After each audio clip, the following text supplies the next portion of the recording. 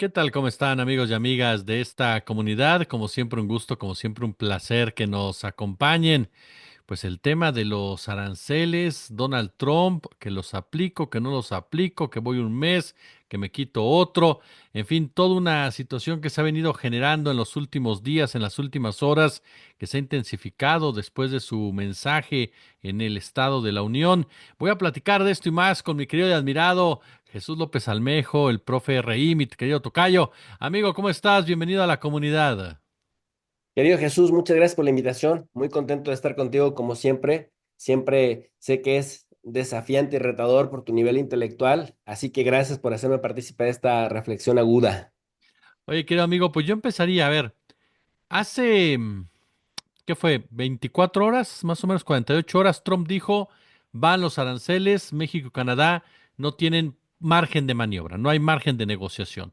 Canadá tomó sus determinaciones, la doctora Sheinbaum dijo el sábado, el domingo voy a anunciarlos, el jueves hay una llamada con Trump, pero de repente aparece el secretario de Comercio y nos dice, pues puede ser que lleguemos a un término medio, que Trump pues tenga cierta calma, que se llegue a algún acuerdo y horas después aparece la industria automotriz, esa poderosa industria automotriz, recordándole a Trump que pues las cosas no son tan fáciles, ni él tampoco parece ser es tan poderoso como uno pudiera pensar desde afuera.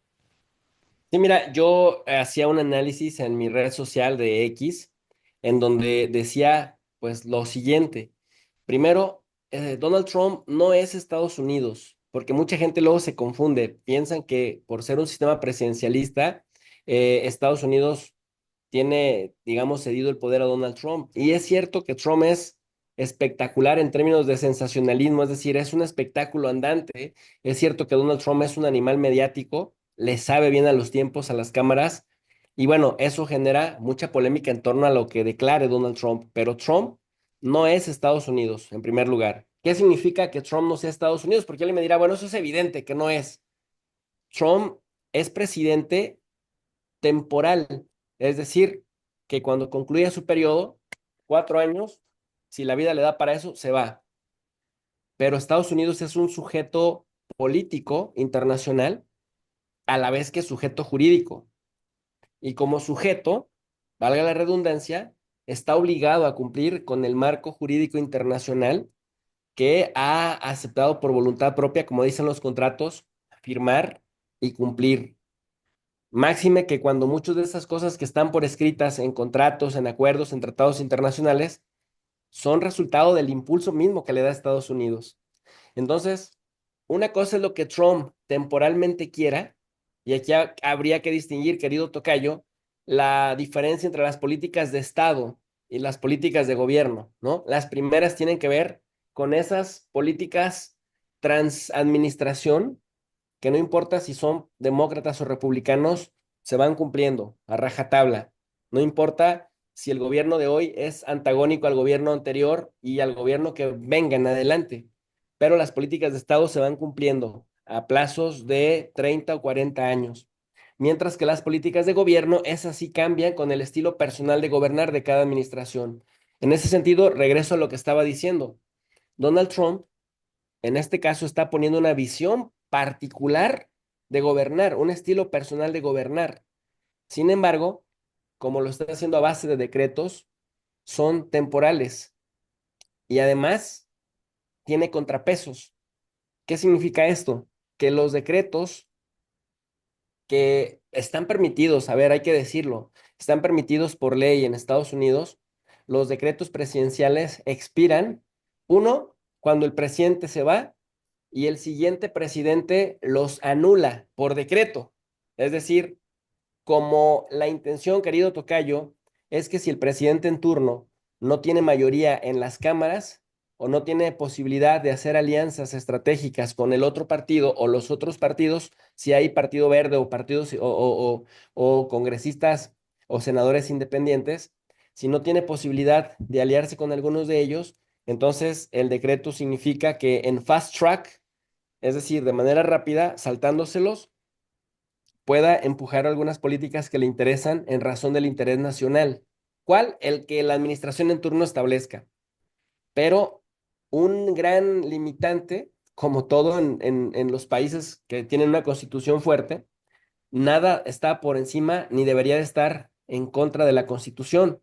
Y ahí viene un talón de Aquiles de Trump en su grandilocuencia, en su populismo, en su narcisismo.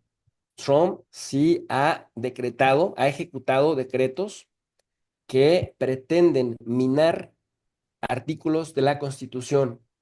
¿Y qué crees? Pues ahí algunos jueces se la han estado deteniendo. Por ejemplo, el tema de la nacionalidad, que afecta directamente la enmienda número 14 de la Constitución. Es decir, eso de que ahora, aunque nazcas dentro del territorio de Estados Unidos, ya no puedes ser ciudadano. Bueno, pues se la echan para atrás porque dicen, si de por sí tenemos problemas demográficos, si de por sí nuestra población, estábamos viendo cómo se invierte la cadena demográfica, ¿no? La pirámide demográfica, quiero decir, si este señor viene con esta ocurrencia que además está en contra de la Constitución, pues ¿a dónde irá nuestra mano de obra y cuál fuerza de trabajo garantizará las pensiones de la CNTUT?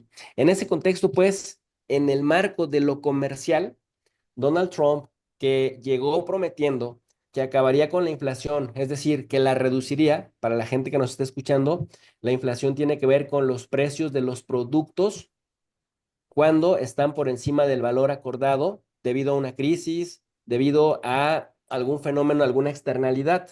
Entonces los precios se disparan, los precios se inflan y a ese proceso se le llama inflación. Bueno, debido a la crisis energética por la guerra contra Rusia, Joe Biden es cierto que metió a Estados Unidos en un brete, en una inflación, es decir, en el encarecimiento sistemático de casi todo. De los últimos 40 años no había vivido Estados Unidos una inflación tan grande, a pesar de que Estados Unidos la vida es cara. Pero entonces Donald Trump llegó prometiendo que a diferencia, así lo dijo Trump, no lo digo yo, del estúpido de Biden, que no supo manejar la economía, Trump dijo, yo, pero así voy a acabar con la inflación. Yo voy a aumentar el empleo. Yo voy a aumentar la capacidad productora y productiva de nuestros agricultores y también de nuestras empresas exportadoras. Yo, además, voy a hacer que Estados Unidos sea grande otra vez. Pero querido Tocayo, va a hacer grande Estados Unidos otra vez, dedicando buena parte de los recursos del Estado a deportar gente, tú y yo lo sabemos, gente que hace grande a Estados Unidos por su fuerza de trabajo, su mano de obra barata, a la que además explotan, a la que además le cobran impuestos, pero no le dan prestaciones, que es el sector más vulnerable de la pirámide en Estados Unidos, que son los migrantes sin documentos, porque sí les cobran impuestos, pero no les dan prestaciones. Y es una poderosísima herramienta que hace grande a Estados Unidos otra vez, lo reconozcan o no estos pinches supremacistas. En segundo lugar, quiere hacerle la guerra a México y quiere apropiarse de Canadá y quiere apropiarse del Canal de Panamá y quiere apropiarse de Groenlandia. Eso ya de entrada pone a Estados Unidos contra las cuerdas porque gracias a Dios que tiene tantas ambiciones y no se va a concentrar únicamente en México, sino así nos iba porque sea lo que sea, aunque esté en decadencia, tiene la capacidad de hacernos muchísimo daño. Pero como ahora ha dividido su interés en diferentes frentes al mismo tiempo, además de manera simultánea, entonces eso hace que lo mantenga entretenido. Pero entonces, sus políticas empiezan a ser contraproducentes para sí mismos y se materializan. Por ejemplo, no es esto, con esto quiero decir pues que no es tan poderoso como creen. No sé si tuviste la oportunidad de ver eh, el martes 4 de marzo el Estado de la Unión, el discurso de Claro. más de 3 horas, pero nada más se levantaban a aplaudirle como fans en un mitin de campaña los republicanos. Pero si te fijaste, los demócratas se quedaban sentados. Bueno, cuando viene Benjamín Netanyahu o algún sionista y da un discurso, todos se levantan. Es más, le aplauden más al primer ministro de Israel cada que viene a dar un discurso al Congreso, o le aplaudieron más a Zelensky en tiempos de Biden, republicanos y demócratas, de lo que le aplaudieron a Trump. Y eso que Trump fue a decir que era el hombre más popular de los últimos tiempos y que quiere ser más grande que George Washington y que quiere ser más grande que Abraham Lincoln. ¿Por qué no? Dice Trump. O sea, de esas dimensiones se ve el tipo. Sin embargo, no es tan poderoso porque en Estados Unidos el poder está atomizado. Y si partimos de que las corporaciones tienen una influencia brutal en legisladores, en senadores, en gobernadores, y en el presidente y en su gabinete, entonces eso forma una especie de equilibrio cuando hay un desequilibrado como Donald Trump, que es un elemento disruptor. Entonces, ¿por qué los aranceles se retraen otra vez? Yo tengo tres principales hipótesis. La presión de las corporaciones estadounidenses que se verán afectadas con la ruptura del TEMEC, porque esto que está haciendo Trump es amenazar de muerte al TEMEC. Llamadas, como tú bien decías, ¿no? De estos grandes consorcios que le dicen, oye, nos vas a afectar a nosotros si no estás haciendo esto para amagar nada más, sí nos vas a afectar a nosotros y vamos a tener pérdidas millonarias y eso se va a traducir en desempleo masivo en Estados Unidos. Primer golpe a su base de votantes, tocayo. Segundo, el que tal vez Trump no quiere, no tiene la intención real de imponer los aranceles, pero amaga con ellos para obtener concesiones de los gobiernos, concesiones de México, concesiones de Canadá, concesiones de Europa, concesiones de todo aquel al que amague con aranceles que le pueda reventar la economía. En tercer lugar, el que haya una evaluación, porque detrás de las ocurrencias de Trump hay un equipo serio de trabajo que están haciendo constantes evaluaciones del efecto que tienen las declaraciones de Trump, primero en sus votantes, y mientras la base de votantes no se vea vulnerable ni vulnerada por las propias medidas de su presidente, al que eligieron y en quien tienen grandes esperanzas, entonces hacen evaluaciones y por eso Trump se va guiando. Si no es bien recibido lo que dice o lo que hace, entonces recula.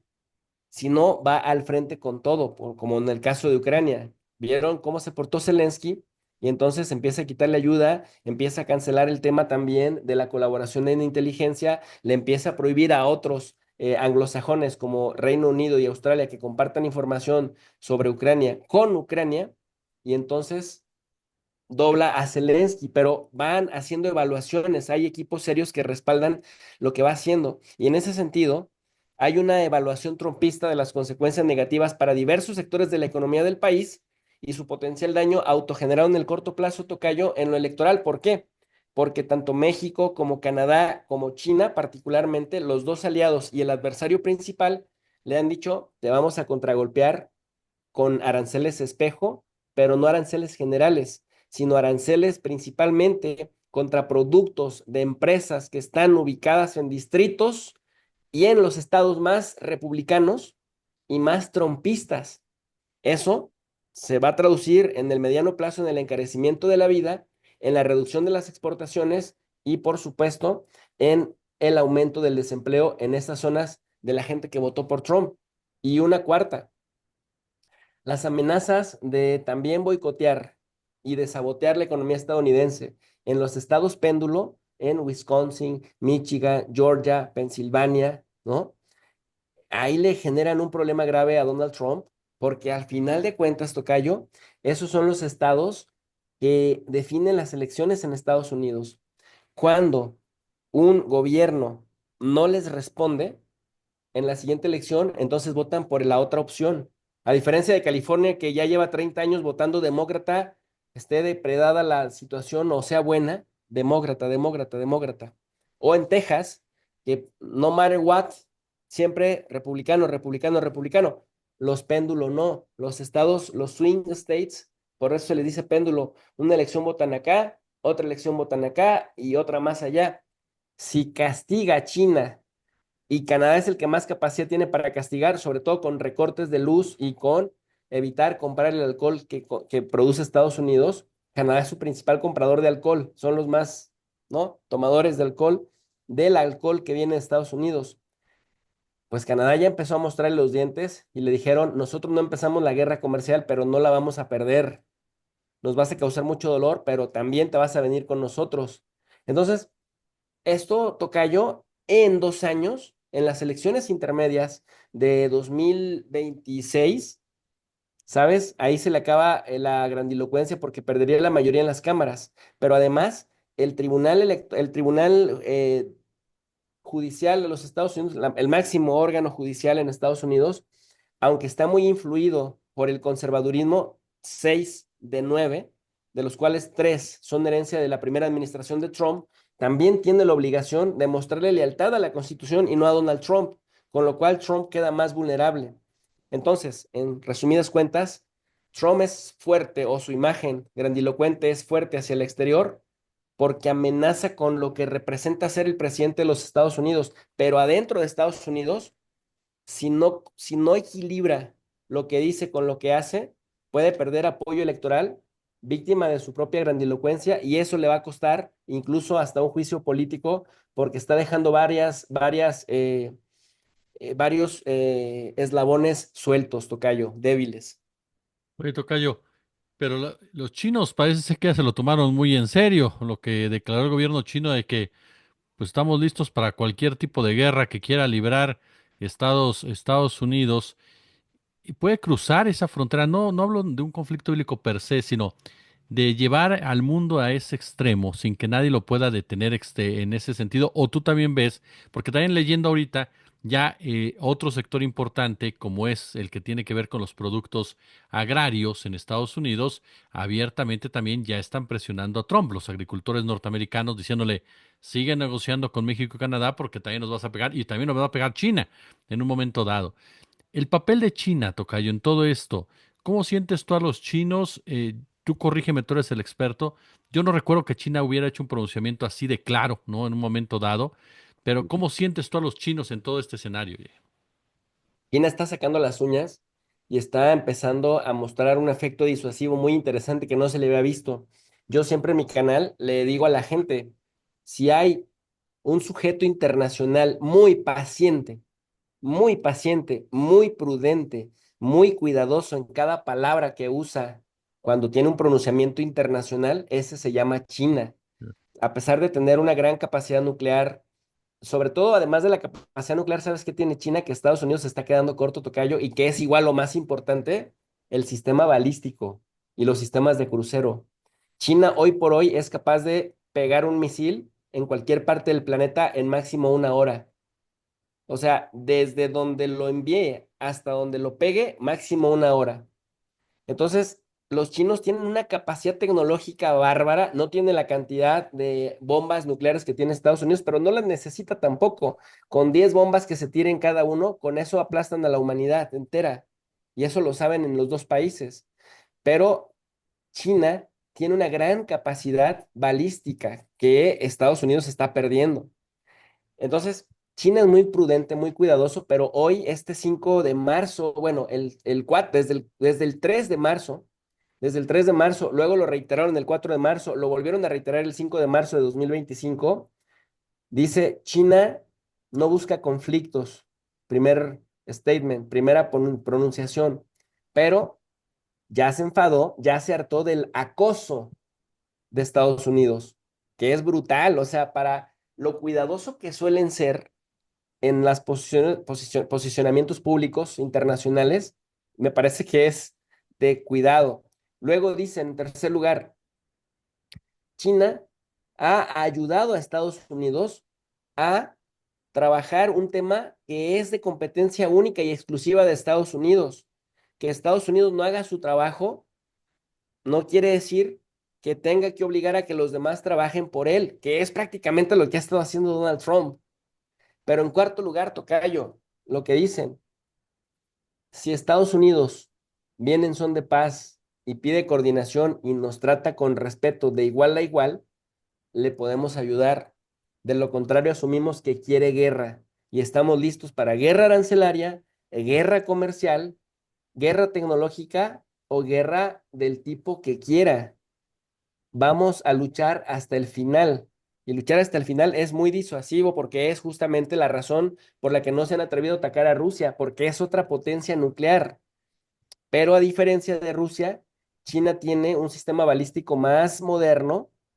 Es decir, el de Rusia es muy, muy eficiente, pero el de China es más obeso. Tiene menos cantidad de cosas, pero es más obeso y más rápido y más moderno. Los chinos han trabajado muchísimo en tecnología, cosa que Estados Unidos no tanto. Entonces, tiene una capacidad disuasiva.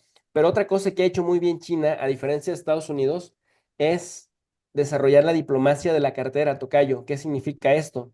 Mientras Estados Unidos se basa en la necropolítica mientras Estados Unidos se dedicó a invadir Afganistán para supuestamente llevar la democracia, aunque después en 2021 Joe Biden dijo que ellos nunca habían querido llevar la democracia en Afganistán, que ellos estaban ahí para evitar una amenaza terrorista desde Afganistán, pero decían que iban a derrocar al talibán para llevar la democracia y para liberar el yugo, porque eran feministas, para liberar a las mujeres del yugo del talibán. Y tocayo, hoy en día el talibán está más fuerte que nunca, mejor armado que nunca, las mujeres más oprimidas que nunca en la historia de Afganistán, y Afganistán es una verdadera potencia exportadora de la hoja de amapola, que después por ahí la transforman en heroína y que va a parar, pues tú ya sabes a dónde.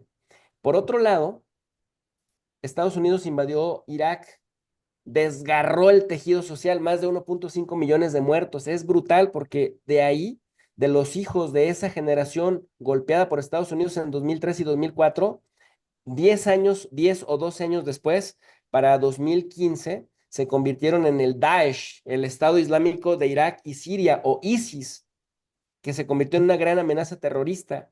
Entonces, hoy en día, estos países tienen el tejido social rasgado, fracturado. Los países todavía en infraestructura siguen destruidos. Son, me parece que el uno y el 4 así en ese orden, Afganistán e Irak, con mayor número de personas con amputaciones de alguna extremidad por bombas que todavía siguen detonando cuando van al campo las personas, para que te des una idea de la magnitud. Bueno, mientras nuestros vecinos democráticos del norte fueron a hacer eso, China estuvo haciendo puertos, carreteras, vías ferroviarias, megapuertos, aeropuertos incluso, pero no los hizo en potencias mundiales, que también en Alemania, por ejemplo, es dueña de buena parte de los puertos, en Israel es dueña de más de la mitad del puerto de Haifa, pero en África, una cantidad de puertos, es decir, le ha invertido a la infraestructura africana tremendamente.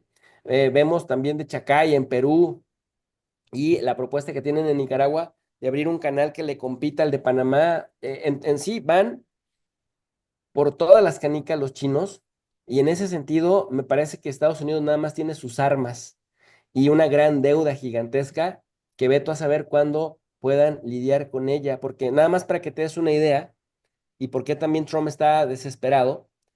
Estados Unidos tiene una gran deuda de unos 28 trillones de dólares, millones de millones de millones, que nada más el puro pago de los intereses oscila entre los 850,000 y 900,000 millones de dólares cada año. Entonces, eso es más que el propio gasto militar de Estados Unidos, que de por sí es el gasto militar más grande del mundo. El doble que China, 10 veces más que el de Rusia y 11 o 12 veces más que el de Reino Unido, Francia o Alemania.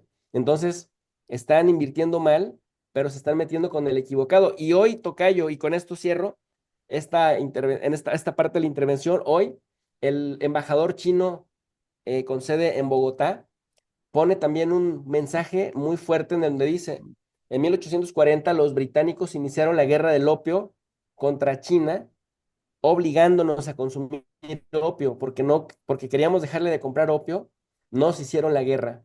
Y es una guerra muy famosa porque cómo nos envenenaron y cuando nos quisimos quitar el veneno de encima, nos cayeron a palos. Hoy Estados Unidos intenta hacernos otra guerra con el pretexto del fentanilo. Dice, son unos depredadores, no han cambiado, pero el mundo cambió y China cambió.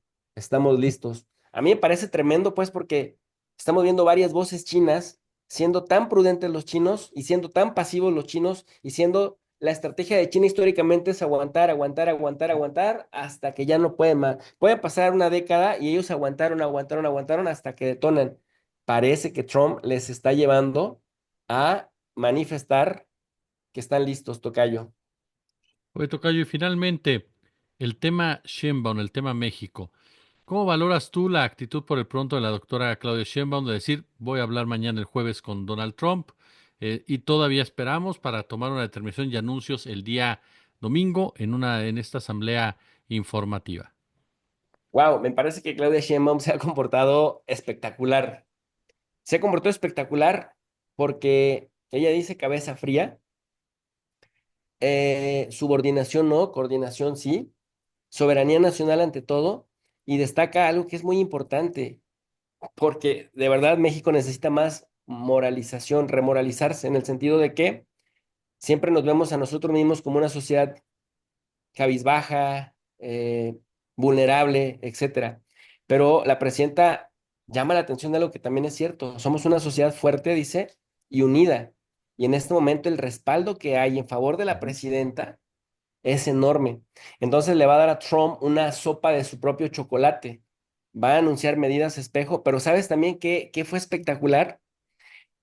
Medidas espejo anunciadas de forma espectacular ante una sociedad en el corazón de la Ciudad de México, que a su vez es el corazón del país, de no nos vamos a dejar y esto es lo que tenemos para pues contrarrestarlo.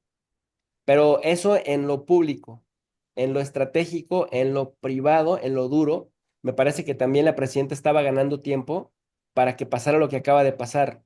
Es decir, a la diferencia de los canadienses que respondieron así y que además salió Trudeau y dijo, a ver, yo quiero a los Estados Unidos, sé que los estadounidenses nos quieren, pero su presidente es un imbécil y a él le vamos a pegar.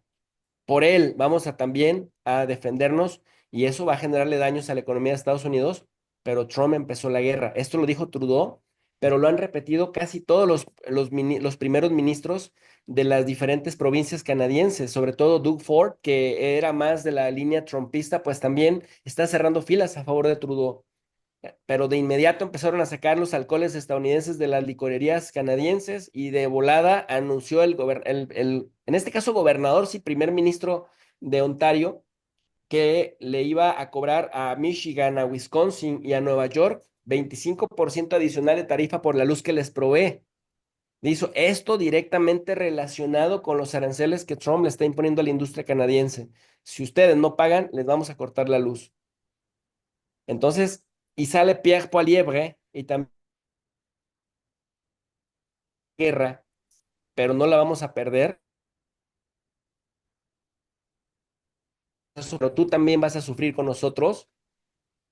Oye, es decir, Trump ahora sí tiene razones muy serias para preocuparse por lo que pueda pasar con los estados tapón, con los efectos nada más de Canadá. Pero cuando hacen una evaluación, como te dije hace un momento, en la evaluación dicen, bueno, vamos a esperar, vamos a ganar tiempo y vamos a ver cómo le planteamos a nuestra gente que nosotros salimos ganando, aunque realmente reculamos. Pero la presidenta Sheinbaum ganó tiempo. Estratégicamente, mientras China y Canadá se llevaron el desgaste, la presidenta no anuncia el plan B, porque ya ves que dijo, tenemos Ujú. plan A, plan B, plan C, plan D, plan F. Eso es lo importante, que sí tenemos planes dependiendo de cómo esto vaya escalando. Pero como también no es la primera vez, hay que decírselo a la audiencia, que Trump recula, empieza a ser visto como alguien que asusta y si el otro, la contraparte se asusta, entonces, sin necesidad de hacer lo que dijo, sigue adelante y sigue exigiendo más cosas. Pero la presidenta gana tiempo porque ahora me parece que el discurso del domingo va a ser diametralmente distinto al que hubiera sido en caso de que Trump no hubiera reculado. ¿Sí me explico? Claro. Y esto lo hizo sin sacrificar la relación personal que tiene con él, porque aquí déjame te digo una cosa, Joe Biden pues era un viejo lobo de mar. Joe Biden en los 3 minutos que tenía de lucidez, porque recuerda que 24 horas del día se la pasaba durmiendo, de esas 24 horas, la hora que sí trabajaba, pues 3 minutos estaba lúcido y los otros 57 minutos se la pasaba dormitando. Pero Biden era institucional. Biden, con más de 50, 60 años de experiencia en la política, fue senador desde los 29 años. Imagínate, cumplió 82 años en la presidencia de Estados Unidos. O sea, 60 años, 53 años de experiencia, pues es el típico político institucional que te está mentando la madre con una sonrisa y muy amable te saluda y te da un apapacho. Donald Trump, por el contrario, no, viene del mundo salvaje, del capitalismo, del mundo depredador, en donde los otros hacen lo que yo quiero que hagan y yo soy el que da el problema y luego yo lo resuelvo y yo quedo como héroe. Porque Trump quiere poner a trabajar a todo el mundo, pero él llevarse el crédito. Entonces, un animal político de esa envergadura valora mucho como sus relaciones personales. Biden era institucional, tú sabes que los políticos traigan mierda sin hacer gestos. Ujú. Los políticos son capaces de decirte una mentira jurando sobre la Biblia. ¿Eso qué significa? Que la relación es más institucional, pero Trump es más frontal y más de valorar menos, de apreciar menos las instituciones y de valorar más las relaciones personales. Me parece que el hecho de que se exprese muy bien todo el tiempo de Claudia Sheinbaum y que diga que es una mujer muy inteligente a la que respeta y admira y bla, bla, bla, aunque después diga que el gobierno mexicano está cooptado por el narco, bueno, en el trato directo me parece que Sheinbaum es probable que le saque más concesiones a Trump de lo que Trump ha dicho que va a hacer con México. Y a diferencia de Zelensky o de Trudeau, a los que Trump detesta en lo personal, igual que a Macron, con Claudia Sheinbaum, por lo menos queda esa reserva de Sheinbaum no me ofendió, Sheinbaum es muy respetuosa y Sheinbaum es muy pulcra en su trato conmigo. Porque tú recuerdas que en la mañanera incluso hay periodistas que le han dicho, oiga, ¿qué piensa de Trump? ¿Cómo se comporta? No sé qué. Y ella dice, yo no me voy a entrar al terreno de lo personal, es un jefe de Estado, merece mis respetos, es el presidente y yo también represento a millones de mexicanos y no los voy a poner en riesgo por osarme a decir algo en lo personal. Eso habla muy bien de ella. No sería el mismo discurso que incluso ellos mismos planearon aquel miércoles 4 de marzo, o 3 de marzo, corrígeme en la fecha, pero no sería el mismo hasta ahora que ya Trump y que ya el mismo secretario de Comercio de los Estados Unidos, el lunático Lutnick, ha salido a decir, sí, sí, Trump escuchó a sus contrapartes de Canadá y de México y bueno, pues como es un hombre muy razonable, les va a dar un tiempo más para que reflexionen bien y para que trabajen más en aras de que el presidente pueda reconsiderarlo. Es decir, ganó tiempo y me parece que ese tiempo va a ser saludable para ella, porque entonces va a poder salir adelante sin asumir el daño que se pudo haber generado, ahora que ya no se va a generar por lo menos en un mes más, tocayo. Mi querido tocayo, Jesús López Almejo, yo como siempre te agradezco muchísimo este verdadero pasaje de enseñanza que nos permitas aprender de ti, querido amigo. Muchas gracias, Jesús. Al contrario, siempre se platica muy delicioso contigo y es muy refrescante, ¿no? Porque se emplea uno a fondo. Muchas gracias.